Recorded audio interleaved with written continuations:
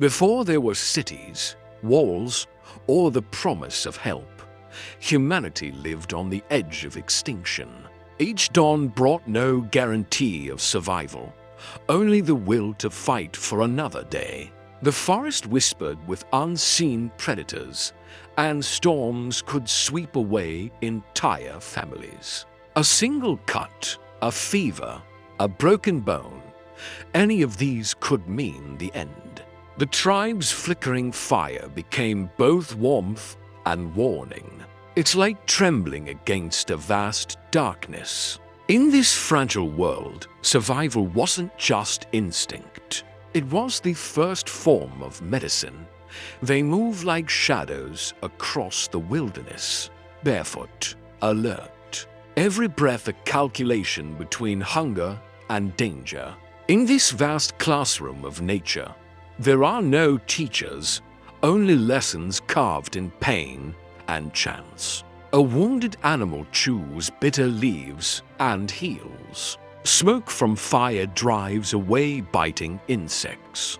The tribes watch, remember, and imitate. Slowly, instinct sharpens into awareness. Each experiment, a taste, a touch, a burn, teaches them something new about the living world. Without words or tools of science, these wanderers begin humanity's first study of life itself. Where survival becomes knowledge, the hunt turns to horror in an instant. A scream cuts through the forest as a hunter collapses, his leg ripped open by a wild beast. Blood darkens the soil. Panic grips the tribe. Death feels inevitable. But then, instinct becomes invention.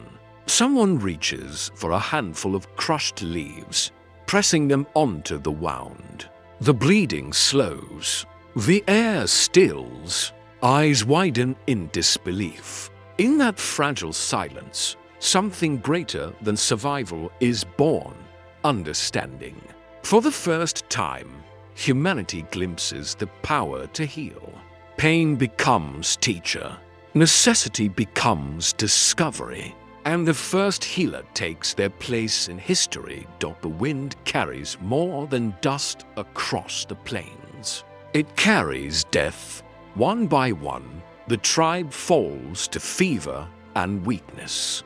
The fires that once brought warmth now burn with the scent of fear. No one knows why the sickness came. To them, it is nature's punishment, a spirit's wrath. Mothers whisper prayers into the smoke as children cry beside them.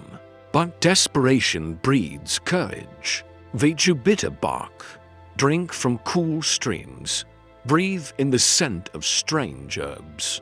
And slowly, miraculously, life returns. Nature revealing itself as both destroyer and savior. Night falls gently over the recovering tribe. Beneath a sky of endless stars, the shaman raises the piece of bark that once saved them. No longer mere plant, but symbol. Around the fire, silence speaks louder than any chant. They have learned a truth carved in struggle.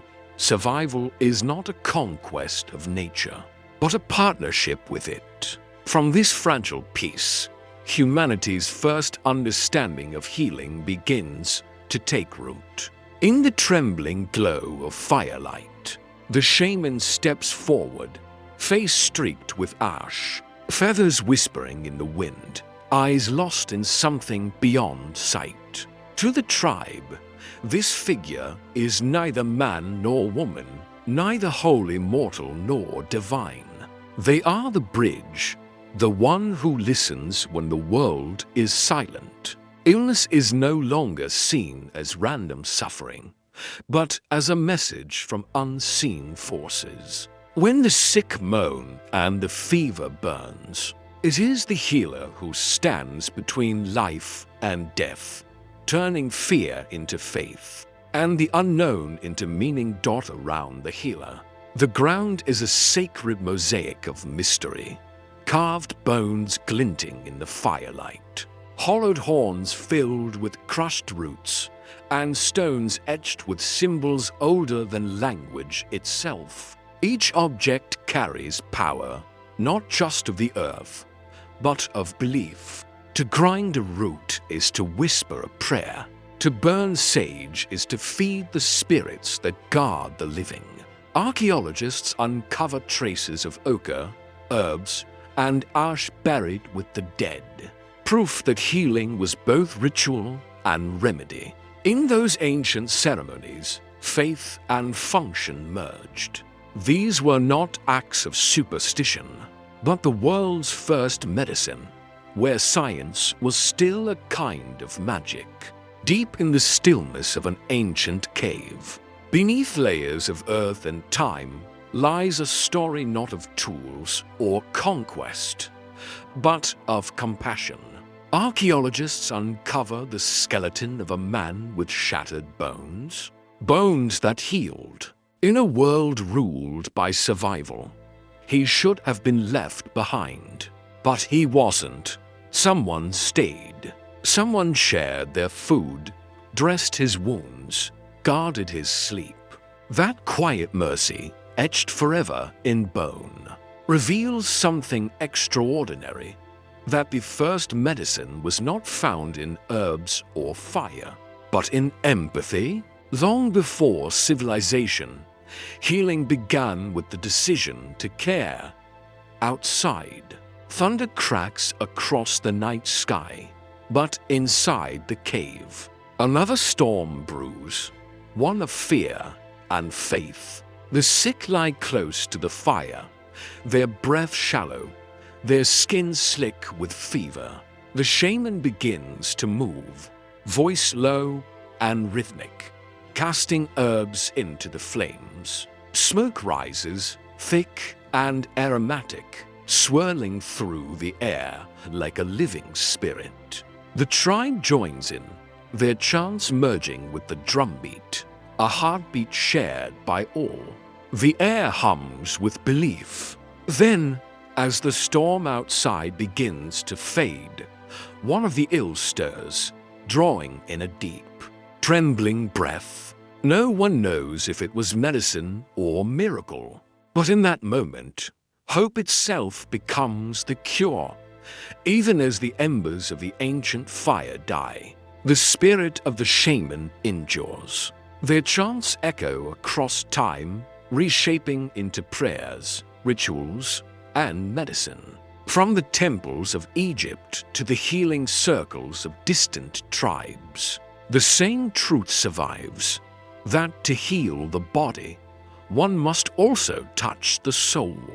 The Stone Age healer's wisdom becomes eternal, that true medicine is not taken. It is shared. Morning mist drapes the ancient forest like a veil of mystery. Dew clings to every leaf, light glimmers through the canopy, and beneath it all, life hums with secrets. For early humans, this was not scenery, it was survival itself. Hunger sharpened their eyes, pain sharpened their minds. They watched a wounded wolf chew bitter roots and live, a bird skip certain berries and thrive. Each pattern became a lesson, each sound a whisper from the earth. In this vast classroom of nature, every discovery was paid for in blood and curiosity. Long before science, the forest was humanity's first teacher. In the Stone Age, every mistake carried a price. A bitter berry could bring hours of agony. A wrong root could end a life. Yet through suffering came wisdom. Slowly, tribes began to notice. Some plants soothed burns, others dulled pain or stopped bleeding. Charcoal sealed wounds. Mud cooled fevered skin. Honey, gathered from dangerous hives, drew infection from open sores. Each discovery was carved not in stone, but in memory and survival. The healers became walking libraries of the wild, carrying bundles of dried leaves and powdered roots. courage disguised as knowledge. Their cures were sung, whispered, and remembered, fragile threads of wisdom that defied the wilderness itself. Beneath layers of soil and silence, the past begins to speak. Archaeologists unearth Neanderthal remains, their teeth holding microscopic traces of yarrow and chamomile, plants still known today for healing pain and calming the body. These were not random meals, but deliberate remedies, chosen with purpose. In nearby graves, herbs rest beside the dead, offerings to both body and spirit. Each find rewrites our understanding of prehistory. These early humans were not guessing, they were learning. In every bone and seed lies proof that medicine began not with science, but with remembrance. The forest is quiet, save for the ragged breathing of a wounded hunter. His leg, torn open by a beast's claws, burns with fever. Death lingers close, but the tribe's healer moves with purpose, a woman shaped by years of watching, learning, remembering. She grinds bitter leaves into a paste, her hands steady despite the fear. The air fills with the sharp scent of crushed herbs and burning resin. Through the long night, the tribe waits, listening to his shallow breaths. Then, a miracle. The fever breaks. The swelling fades. The man rises. She has no name for infection, no word for cure, only understanding. In that moment, instinct becomes knowledge, and knowledge becomes the first spark of medicine. Long before laboratories and microscopes, the world itself was the only classroom. From roots and rocks, from bark and bone, the first healers uncovered nature's secrets, one painful lesson at a time. Each trial, each cure, was a conversation with the earth, a dialogue between survival and understanding. Their discoveries, born of hunger and hope, became the foundation of medicine itself. Every remedy we know today echoes their wisdom. The first scientists wore no robes, only the dust of the wild. Beneath layers of time, archaeologists uncover a skull, pale against the dark soil, a perfect round hole carved into its crown. It looks like a wound, the aftermath of violence, but the edges are smooth, healed. The question echoes through history. Was this cruelty or care? As more skulls surface across the world, from icy Europe to sun-baked Africa, a revelation emerges. This was no murder. It was medicine, the first surgery, a cut made not to kill, but to save. The world rewinds to an age of fire and fear. A man lies on the ground, trembling, his skull swollen, his eyes glassy with pain. Around him, the tribe watches in silence, their breath caught between dread and devotion. The healer steps forward, clutching a sharpened flint, its edge glinting in the firelight. There is no medicine, no mercy, only instinct. The scraping begins, slow and deliberate, bone giving way to courage. They believe they're freeing an evil spirit, yet unknowingly, they are saving a life. When the man later wakes, breathing steady, the impossible becomes truth. Surgery is born. Firelight dances across the cave walls as the healer kneels beside the wounded. Smoke curls from burning herbs, its scent heavy and strange, part medicine, part prayer. The air hums with low chants, each rhythm meant to calm the spirits, to steady trembling hands. The tribe watches, silent and wide-eyed as stone scrapes bone in a slow, deliberate rhythm. Blood, smoke, and faith blend into one. It is surgery, yes, but also ceremony. In this fragile balance of courage and belief, humanity takes another step toward understanding itself. Here, healing is not just survival. It is sacred. Thousands of years later, scientists study these ancient skulls and uncover the unthinkable, smooth rings of healed bone. The patients had survived. The evidence is undeniable. Those crude hands were not savage, but skilled. Across continents, the same circular scars appear, echoing a single truth. Our ancestors dared to fight death itself. With nothing but stone and faith, they carved the first path toward surgery and survival. Behind the glass of museums, rows of ancient skulls stare silently back, each marked by a circle of courage. These were humanity's first surgeons, armed not with tools of steel, but of stone and faith, long before science had a name. They transformed fear into skill and pain into progress. Under the cold glow of laboratory lights, scientists peer through microscopes, mapping the chemistry of life. The hum of machines fills the air, modern medicine in motion. But as the lens widens, the scene drifts backward through time to a forest bathed in golden light. A healer grinds roots, mixing earth and hope beneath the same sun. Willow bark becomes aspirin, honey an antiseptic, clay a balm. The link is timeless.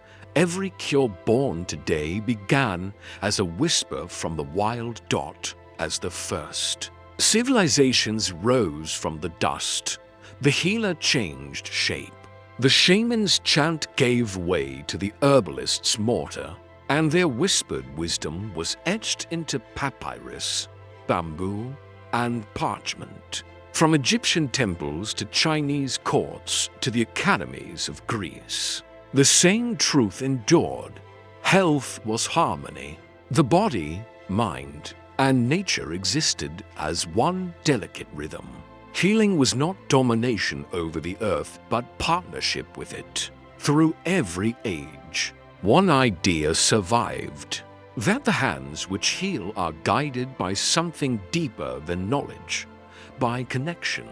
A flicker of firelight becomes the glow of a modern lamp. A Stone Age tribe tending their wounded fades into surgeons bent over a patient. In a field hospital, the tools have changed, but the purpose has not. Across millennia, the same quiet heartbeat endures: compassion. It is the unseen medicine that binds humanity together, stronger than fear, older than civilization. Even in chaos, people reach out, not to destroy, but to save. This instinct, to ease suffering, to protect the fragile, is our oldest inheritance. Healing, after all, is not just what humans do. It's what makes us human. Dawn spills its first light across an endless forest, the world waking in quiet harmony. The soft hum of bees, the rustle of leaves, the slow heartbeat of the earth. Nature still speaks, as it always has. Long before science had a name, the voice reflects: healing was an act of love. Humanity still listens. Every cure discovered, every life restored, is an echo of that ancient promise. A whisper from the wild reminding us that the earth was our first doctor and our eternal guide.